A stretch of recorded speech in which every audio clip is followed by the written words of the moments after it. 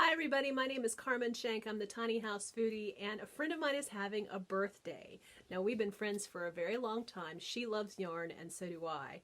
And for her birthday party, she has invited her friends to present on any topic for 3 minutes only. You can use PowerPoint or video or whatever you'd like. And Rebecca lives far, far away from me, so I am choosing to send a video. I have chosen 3 minutes to read aloud for 3 minutes from the middle of chapter 4 from my book, Kitchen Simplicity, that's coming out in the spring. Okay, so here we go. Oh, and she has said that there will be heckling and that there will be consequences if you get past the 3-minute mark. So this will be a trip. So here we go. 3 minutes from chapter 4 of Kitchen Simplicity.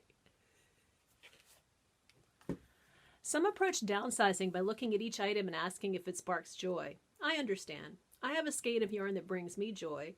I walked into a beautiful boutique yarn store and did what I always do. I stopped and looked around the space to see how it was organized, and then I set about carefully going through the parts of the shop that most suited my work as a weaver. Finally, I came to a skein of yarn in a color that always speaks to me, and this one was rich and vibrant, and it hit me right in the sweet spot. And then I reached out and touched that skein of yarn. I found a bewildering softness. It was amazing. The owner of the shop and I had been happily chatting, and I held up the yarn and asked, "What is this wonder?" And she smiled a knowing smile and told me about a place in Tibet where the indigenous people dug up the ground looking for a specific truffle-like thing. Whatever this item was, it sold for a high price on the Chinese market, but the constant digging and searching was destroying the land. Workers came and taught the people how to tend the land and grow a fluffy ox known as a yak.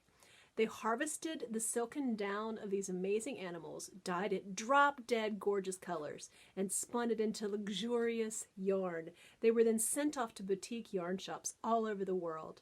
The money they made selling this glorious yarn was enough to start sending some of their young women off to college. For the first time in memory, the land was growing plants, the community was thriving, and the women were introduced to opportunities they wouldn't otherwise have had. Tears came to my eyes as I heard her tell the story. She bought the yarn for her shop because it was beautiful and it had purpose that aligned with her own.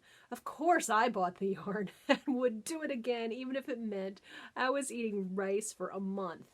It wasn't the yarn that brought me joy, although it is amazing in its own right. It was the connection between the purpose of the yarn and my own sense of purpose. This yarn was a means to heal the earth and provide young women with the education they need to succeed. It matters to me that women have opportunities to succeed. It also matters to me what condition the environment is in. This is life purpose that aligns with my own. And that's what I see when I look at this amazing yarn, that connection and that sense of shared purpose. This is all deeper than the question, does it bring me joy? Will reach. Does it align with my purpose? Is a different question. If the answer is yes, it is likely that it will also bring joy. Joy and happiness are side effects, not an end in themselves. Purpose is the focus. Being beautiful is enough purpose for some things. Being useful is enough purpose for some things.